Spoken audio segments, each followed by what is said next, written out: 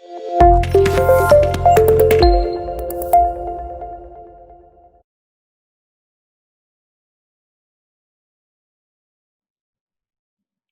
Accounts में हमने last class में सीखा था ऑथराइज शेयर कैपिटल क्या होती है, इशूड शेयर कैपिटल क्या होती है, सब्सक्राइब क्या होती है, जनरल मीनिंग। फिर सीखा था फेस वैल्यू का मतलब क्या होता है, इशू प्राइस का मतलब क्या होता है, मार्केट वैल्यू का मतलब क्या होता है। तो जनरल मीनिंग डिस्कस कर रहे थे, private limited company, public limited company. Theory part discuss किया था। अब आएंगे हम एक्चुअल अकाउंटिंग पार्ट पे। लास्ट क्लास में आपको बताया था कि हमने स्टडी क्या करना है, accounting for issue of shares. Accounting for issue of share, तो शेयर्स इशू करते टाइम क्या एंट्रीज पास होंगी, इस चैप्टर का पर्पस वही सिखाना है। अब हम शेयर्स इशू क्यों कर रहे हैं, पैसा रेज करने के लिए। It is a long term source of finance for the company. Company को बिजनेस एक्सपैंड करने के लिए पैसों की जरूरत है, तो शेयर्स इशू कर रहे हैं। It is a source of long term finance for the company. अब जब शेयर्स इशू करते हैं, अब जब शेयर्स इशू करते हैं, ध्यान से देखना,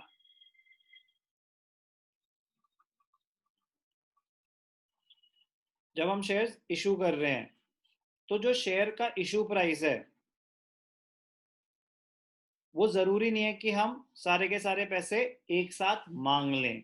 उसको डिवाइड किया जाता है, उसको स्प्लिट किया जाता है। एक होती है एप्लीकेशन मनी,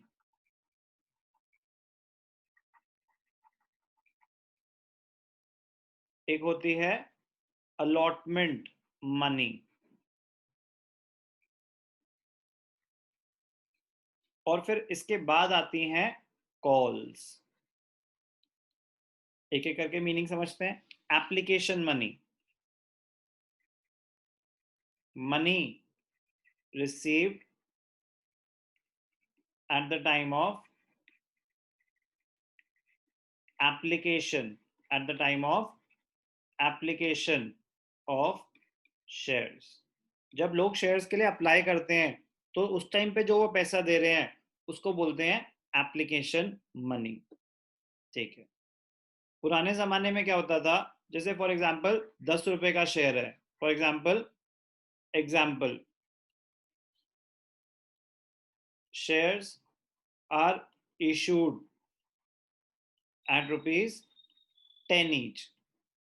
10 रुपए का शेयर है, एप्लीकेशन के टाइम 2 रुपए मांगे, पार्ट्स में पैसे मांग रहे हैं। ऐसा क्यों करते हैं, ताकि ज्यादा लोग हमारे शेयर्स के लिए अप्लाई कर सकें, स्कैटर्ड हो शेयर होल्डिंग। अगर मैं बोलूँ कि नहीं एक साथ दे दो सारे के पैसे, तो एक ऑप्शन है कि सारे के सारे पैसे एक साथ दे दो, एक है कि कोई बात नहीं 2 रुपए अभी, फिर 4 रुपए अलॉटमेंट के टाइम दे देना, 3 महीने के बाद, कुछ भी टाइम पीरियड हो सकता है। और फिर कॉल्स, एक सेपरेट स्टेजेस हैं, नंबर ऑफ कॉल्स कुछ भी हो सकती हैं। लेट अस अज्यूम मैंने आपको 2 कॉल्स में डिवाइड कर दिया। एक हो गई फर्स्ट कॉल और एक हो गई सेकंड कॉल। एक हो गई फर्स्ट कॉल, एक हो गई सेकंड कॉल। फर्स्ट कॉल पे आपने मांगे ₹3। अब 10 रुपए का शेयर है तो बचे ही सिर्फ 1 रुपए। सेकंड कॉल पे मांगे 1 रुपए। एप्लीकेशन पे 2 रुपए, अलॉटमेंट पे 4 रुपए, फर्स्ट कॉल पे 3 रुपए, सेकंड कॉल पे 1 रुपए। पॉइंट क्या समझा रहा हूँ, जो शेयर की वैल्यू है वो पार्ट्स में मांगी जाती है। कुछ पैसे एप्लीकेशन के टाइम, उसको बोलते हैं एप्लीकेशन मनी। तो एप्लीकेशन मनी क्या हुई, money received at the time of application of shares. अब लोगों ने शेयर्स अप्लाई करे, उस टाइम पे जो पैसे दिए उसको बोलते हैं एप्लीकेशन मनी। ठीक है, एप्लीकेशन मनी आ गई कंपनी के पास।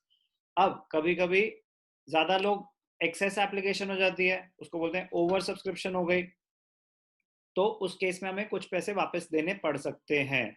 और कभी कभी ऐसा होता है कि हम मिनिमम सब्सक्रिप्शन क्राइटेरिया भी फुलफिल नहीं कर रहे। तो मिनिमम सब्सक्रिप्शन क्राइटेरिया क्या होता है, बहुत इंपॉर्टेंट है, थ्योरेटिकली अलग से क्वेश्चन आ सकता है उस पर।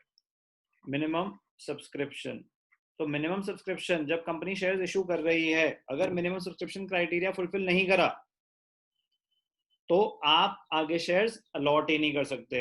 तो कंपनी ने शेयर्स इशू करे 100 करोड़ के, तो मिनिमम सब्सक्रिप्शन क्राइटेरिया कि 95% शेयर्स अप्लाई हो जाने चाहिए, 90% शेयर्स अप्लाई हो जाने चाहिए। अगर वो नहीं हुए तो कंपनी, फॉर एग्जांपल 100 करोड़ के शेयर्स इशू करे थे, कंपनी इनवाइटेड एप्लीकेशन, प्रोसेस क्या रहता है, सबसे पहले कंपनी प्रोस्पेक्टस इशू करती है, तो prospectus is an invitation to the public to apply for share of the company. तो लोगों ने अप्लाई करे शेयर्स, तो 100 करोड़ कंपनी ने इनवाइट करे थे, लेकिन सिर्फ 80 करोड़ की एप्लीकेशन आई। अगर मिनिमम सब्सक्रिप्शन क्राइटेरिया फुलफिल नहीं हुआ, company can not go ahead with the allotment of shares. तो पहला स्टेज होता है एप्लीकेशन, जिसपे देखा जाता है कि मिनिमम सब्सक्रिप्शन क्राइटेरिया फुलफिल हो रहा है कि नहीं हो रहा। एक्सेस आ गए तो हम रिफंड कर देंगे, लेकिन मेन तो ये देखो कि जितना मिनिमम सब्सक्रिप्शन क्राइटेरिया था वो पूरा हुआ कि नहीं हुआ। तो एप्लीकेशन मनी पहले आती है, उसके बाद शेयर्स अलॉट करे जाते हैं। तो एप्लीकेशन मनी के टाइम पैसे पहले आ गए, ठीक है जी। उसके बाद कंपनी डिसाइड करती है किसको शेयर्स अलॉट करने हैं, किसको शेयर्स अलॉट नहीं करने हैं। अब शेयर्स अलॉट हो रहे हैं, तो अलॉटमेंट के टाइम जब कंपनी आपको चिट्ठी भेजेगी, इंटीमेट करेगी कि congratulations, you have been allotted these many shares, now the allotment money is due. तो अलॉटमेंट मनी क्या है? मनी रिसीव्ड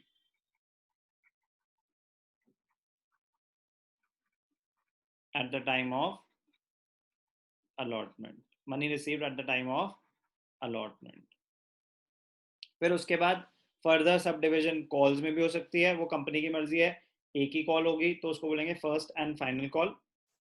दो कॉल्स हैं तो पहले हो जाएगी फर्स्ट कॉल, दूसरी हो जाएगी सेकंड एंड फाइनल कॉल। वो कंपनी की मर्जी है, वो उसको स्प्लिट करें, कितना स्प्लिट करना चाहें।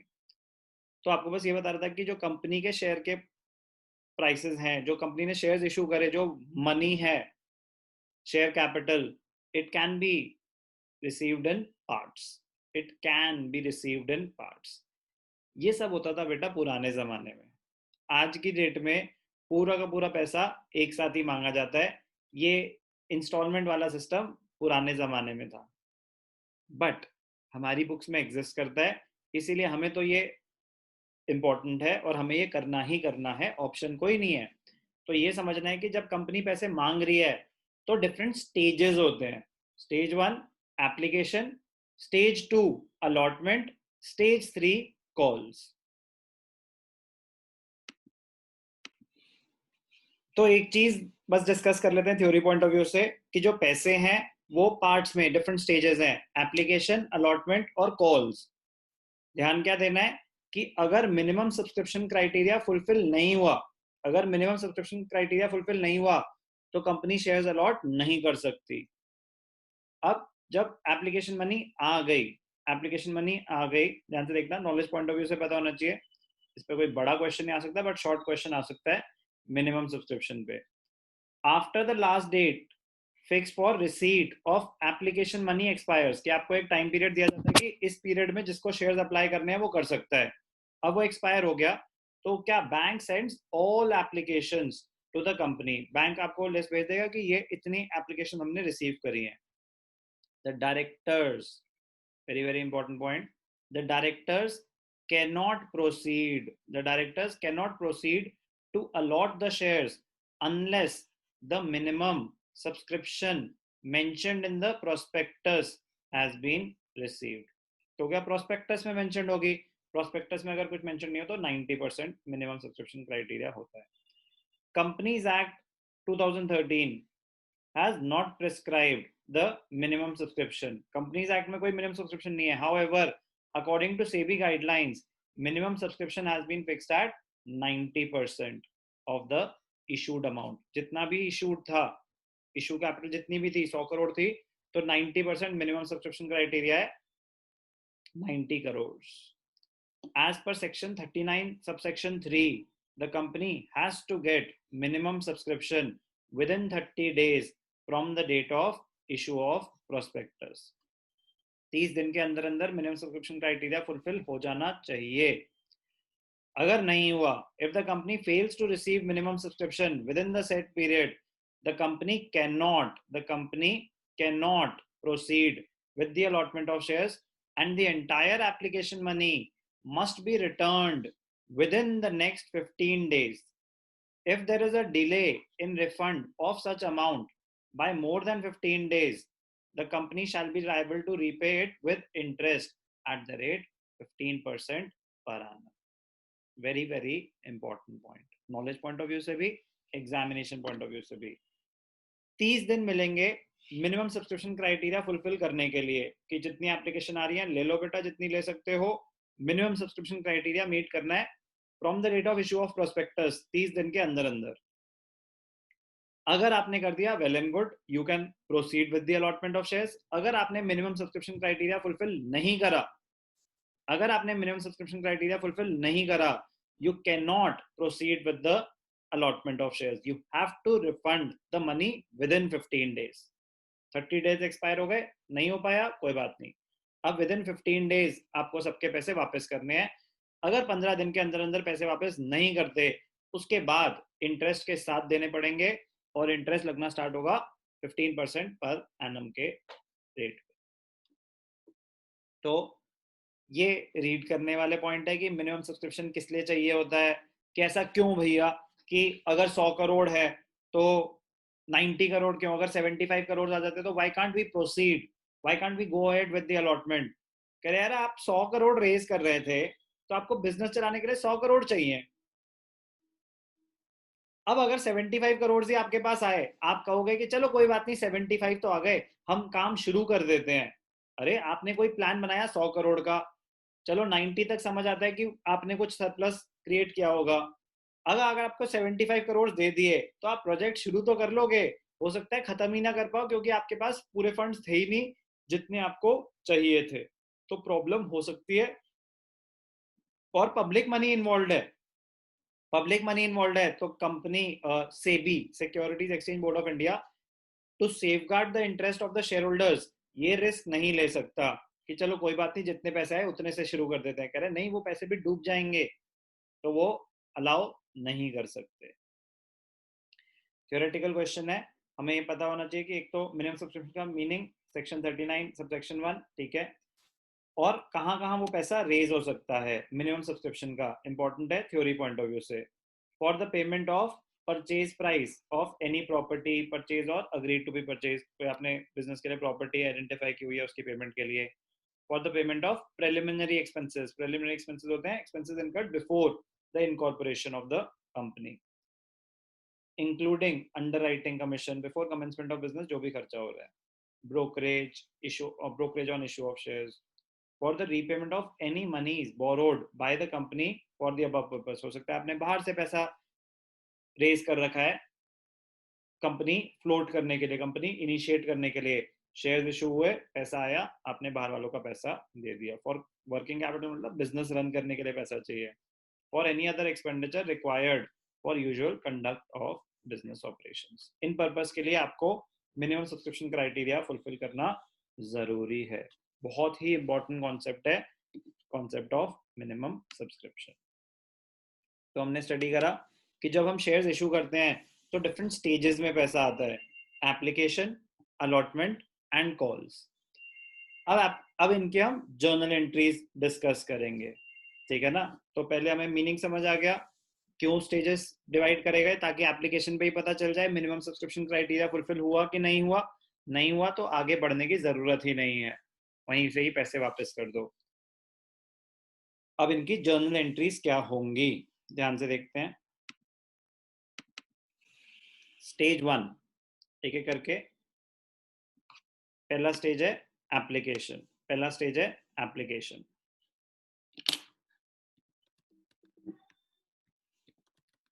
Stage 1 application money receive. पहले स्टेज पे क्या होगा, application money receive. Application time, जब भी एप्लीकेशन हो रही है तो लोग पहले पैसे देंगे कंपनी को. कंपनी ने तो प्रोस्पेक्टस इशू कर दिया, अब प्रोस्पेक्टस इशू करने की कोई जर्नल एंट्री थोड़ी ना होती है, वो तो ठीक है invitation to the public. Financial transaction तो तब होगी ना जब पैसे आने शुरू हुए, तो पहले पैसे रिसीव होते हैं. अब ध्यान से देखना, ध्यान से देखना.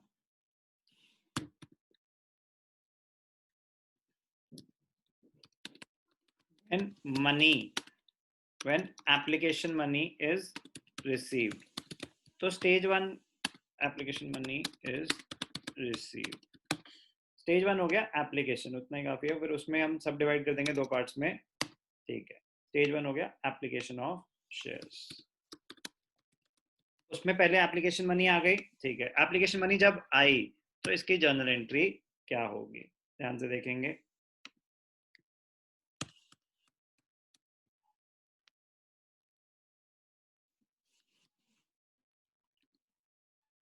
बैंक अकाउंट डेबिटेड, सारी ट्रांजैक्शन बैंक के थ्रू होंगी। बैंक अकाउंट डेबिटेड, डेबिट के लिए जगह बन लेता हूँ। तो when application money is received, तो पहली एंट्री हो गई bank account debited, bank account debited to, अगर स्पेसिफाइड है इक्विटी शेयर्स तो इक्विटी वर्ड पहले आएगा, अगर स्पेसिफाइड है प्रेफरेंस शेयर्स तो प्रेफरेंस वर्ड पहले आएगा, कुछ मेंशन नहीं है तो to share application, to share application, bank account debited to share application account. Narration क्या है, application money received, application money received on these many shares at the rate rupees x per share। तो आपको narration में लिखना चाहिए कितने shares थे, कितनी उन पे एप्लीकेशन मनी पर शेयर थी और आपको टोटल कितने रुपए मिले। सबसे पहले एंट्री हुई bank account debited to share application, किस चीज की एंट्री है, एप्लीकेशन मनी रिसीव। अब एप्लीकेशन मनी आ गई, जब एप्लीकेशन मनी रिसीव हो गई तो उसमें से आप देखेंगे कि कितने पैसे आपने रखने हैं, अगर एक्स्ट्रा आ गए तो कितने आपने वापस करने हैं, ठीक है। तो जितने आपने शेयर्स अलॉट करने हैं उसके हिसाब से अब आपकी वो लायबिलिटी मानी जाएगी, it will be transfer to share capital. जब तक पैसे शेयर कैपिटल में ट्रांसफर नहीं हुए तब तक आपकी liability towards the share holder arise ही नहीं हुई। जब बैलेंस शीट में शेयर कैपिटल में जो आ रहा है ना, that is the amount which the company owes to the share holders. तो अभी शेयर कैपिटल में ट्रांसफर नहीं हुआ पहली एंट्री में, पहली एंट्री में तो पैसे आए, हो सकता है मैं रिटर्न कर दूं। जब हो गया कि हाँ मिनिमम सब्सक्रिप्शन क्राइटेरिया फुलफिल कर दिया हमने और जितने एक्सेस हैं वो सारी कैलकुलेशन हो गई हैं, तब कंपनी नेक्स्ट एंट्री पास करती है। एप्लीकेशन के स्टेज पे ही 2 एंट्रीज पास हो रही है, पहले एप्लीकेशन मनी इज रिसीव्ड, फिर एप्लीकेशन मनी एडजस्टेड। तो एडजस्टेड में क्या होगा, ट्रांसफर्ड टू शेयर कैपिटल और refunded. Transfer to share capital मतलब आपको शेयर्स उतने मिल गए हैं तो वो शेयर कैपिटल में ट्रांसफर कर दिया, कंपनी ने अपनी लायबिलिटी मान ली है। अगर आपको शेयर्स नहीं मिले तो आपके पैसे रिफंड हो जाएंगे। तो पहली एंट्री होगी एप्लीकेशन मनी रिसीव्ड। अब when application money is adjusted, किस हिसाब से एडजस्ट होगी कि आपके पास कितने शेयर्स थे जितनी आपने इन्विटेशन मांगी। Company invited application for 1 lakh shares, application were received for 1,50,000 shares, ज्यादा एप्लीकेशन आ गई तो excess money is to be refunded.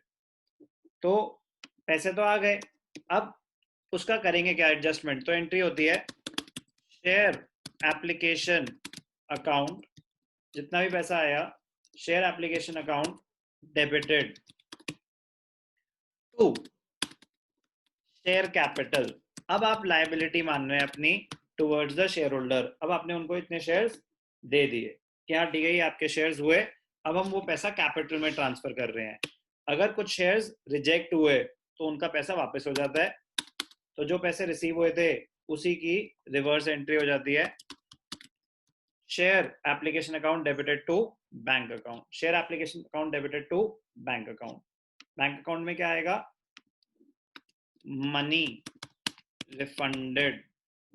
Refunded on shares rejected, on shares rejected by the company. Company क्यों रिजेक्ट करेगी, अगर एक्सेस एप्लीकेशन आ गई तो। शेयर कैपिटल में क्या होगा, money credited to share capital on the shares being allotted to the shareholders. तो जितने आपने शेयर्स अलॉट करने के लिए डिसाइड कर दिया उतना पैसा आप शेयर कैपिटल में ट्रांसफर कर दोगे. अभी न्यूमेरिकली सॉल्व करेंगे तो पता चल जाएगा कि क्या बातें हो रही हैं. बट तो money credited to share capital on the shares being allotted to share holders. ठीक है, अब आगे बढ़ते हैं.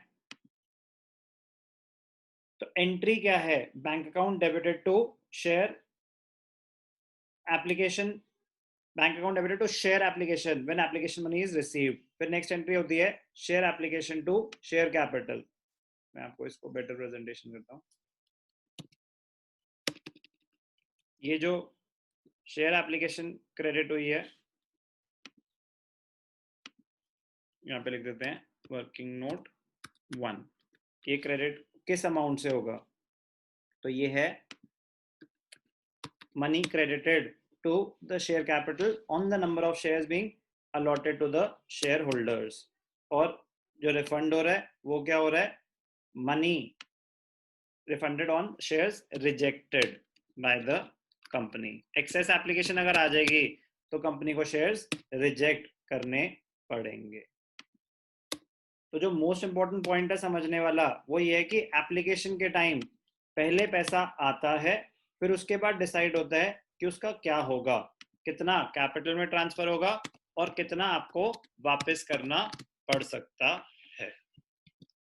तो bank to share application, money received, share application to share capital to bank account. अब यहाँ पे क्या हुआ? Application money transfer to application money transferred to share capital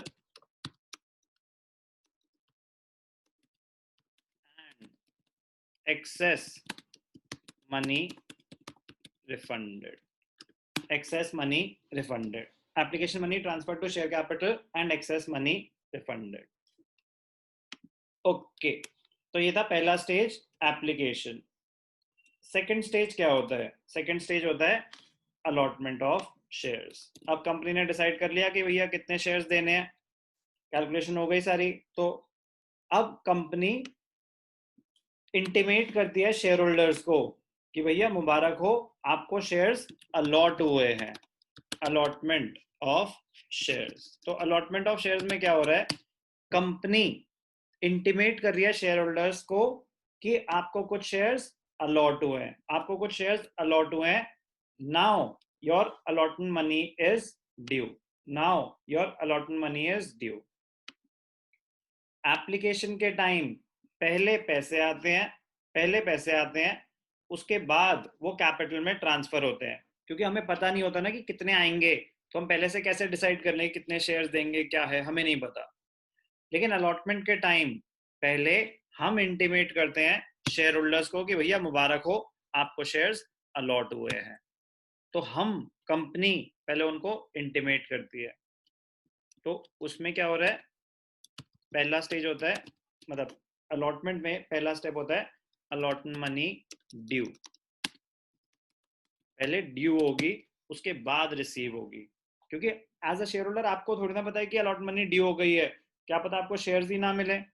तो when allotment money is due, आप कंपनी शेयर होल्डर से पैसे मांग रही है. ध्यान से देखना, share allotment account debited to share capital. Share allotment account debited to share capital. अब शेयर अलॉटमेंट डेबिट क्यों हो रहा है? ये एक तरह से आपके लिए रिसीवेबल अमाउंट है, आपका एसेट है, आपने पैसे लेने हैं शेयर होल्डर्स से. और शेयर कैपिटल क्रेडिट क्यों हो गया? अक्रूवल बेसिस के हिसाब से. जब आपका अलॉट मनी ड्यू हो गया तो आपने कहा ठीक है कि अब ये शेयर्स आपके हो चुके हैं, इतनी कैपिटल और क्रेडिट कर दी हमने कि 10 रुपए का शेयर था, 2 रुपए एप्लीकेशन पे आ चुके हैं, 4 रुपए अब और ड्यू हो गए. तो 4 रुपए अगर हम अपना एसेट मान रहे हैं कि हमने आपसे पैसे लेने हैं, इसका मतलब आपको हमने शेयर होल्डर बना दिया है. तो at the same time capital बढ़ गई है हमारी ₹4 से, अक्रूवल बेसिस की वजह से। अभी पैसे आए थोड़ी ना है, बट अक्रू तो हो चुके हैं, तभी तो आप शेयर अलॉटमेंट डेबिट कर रहे हो। शेयर अलॉटमेंट इज डेबिटेड, आपके लिए रिसीवेबल है, increase in asset. Share capital is credited, क्योंकि अक्रूवल बेसिस के हिसाब से आपने मान लिया है कि हमने अब ये शेयर्स दे दिए हैं शेयर होल्डर्स को, तो उतने से हमारी कैपिटल बढ़ गई, liability towards the share holder बढ़ गई। allotment money due on, फिर यहाँ पे लिखेंगे these many shares at the rate x per share।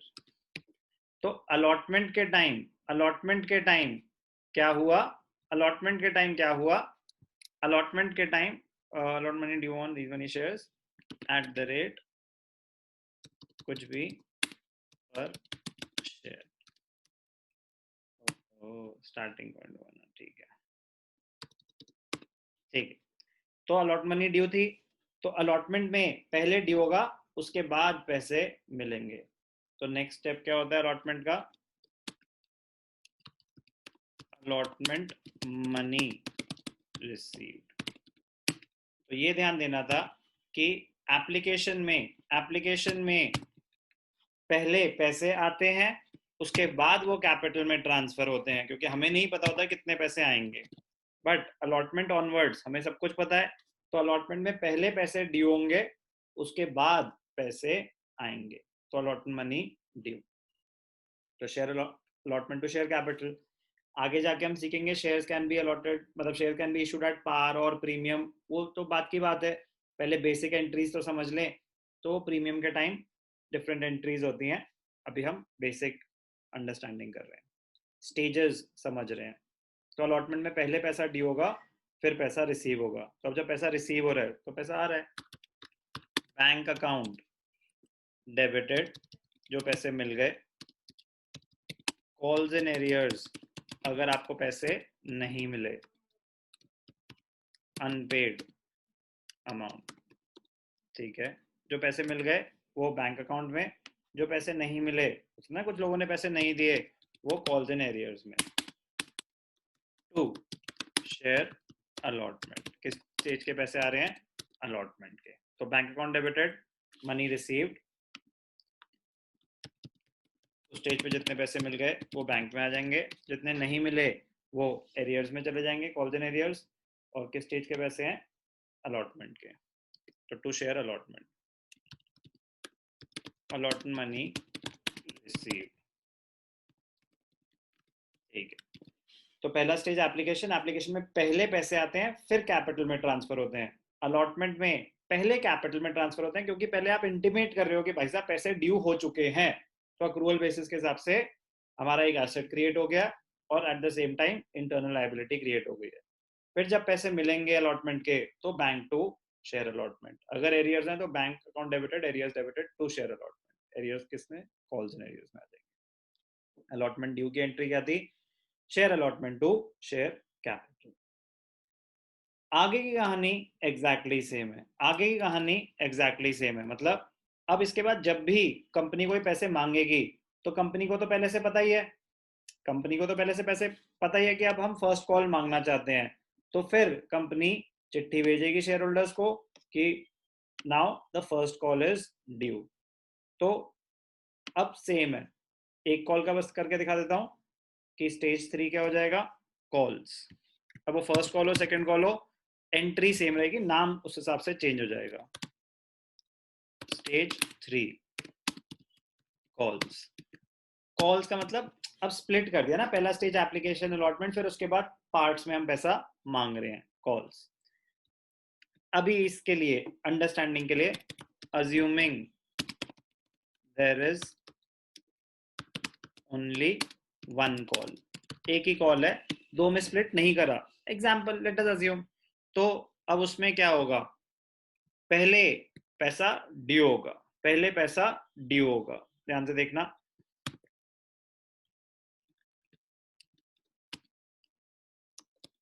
First call due, तो जब फर्स्ट कॉल ड्यू होगी, तो जब अलॉटमेंट ड्यू हुई थी तो एंट्री थी share allotment to share capital.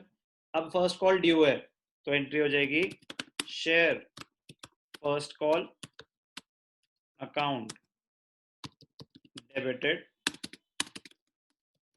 to share capital account.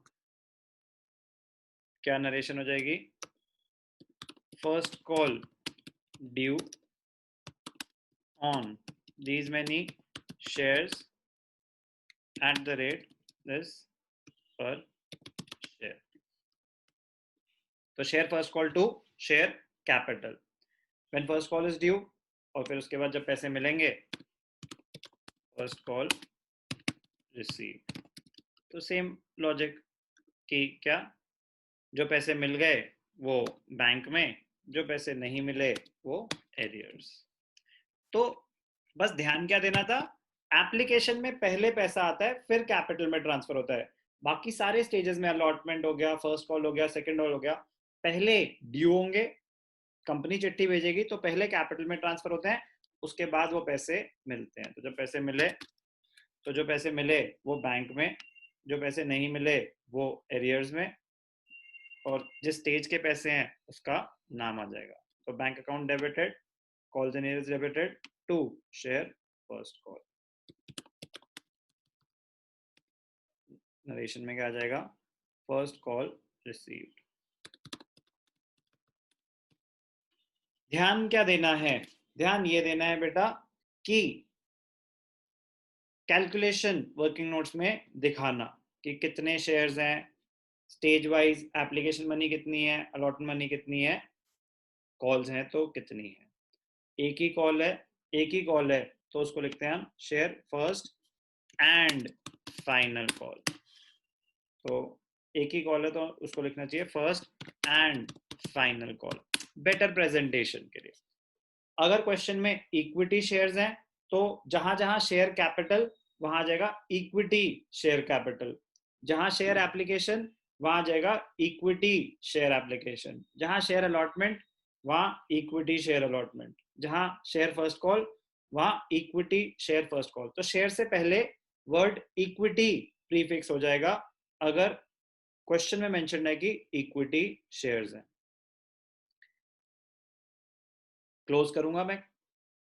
3 stages होते हैं मिनिमम, ठीक है ना? मिनिमम अगर थियोरेटिकली जाएं तो एक होता है एप्लीकेशन, एक होता है अलॉटमेंट और एक होते हैं calls. Application first stage, company invite कर रही है शेयर होल्डर्स को कि आओ कंपनी से शेयर्स खरीदो. तो when application money is received तो पहले कंपनी के पास पैसा आएगा. Application money received bank to share capital. फिर आ गया तो कंपनी को देखना है कि एक्सेस तो नहीं आ गया, एक्सेस आया तो वापस कर दो, share application to bank, money refunded. जितने शेयर्स आप दे रहे हो उस हिसाब से आपकी जो liability towards the share holder बनती है वो कैपिटल में ट्रांसफर कर देंगे कि हाँ इतना पैसा एप्लीकेशन पे यूज हो सकता है शेयर्स के अगेंस्ट, बाकी पैसा वापस करो. तो share application to share capital on the basis of number of shares allotted to the shareholders.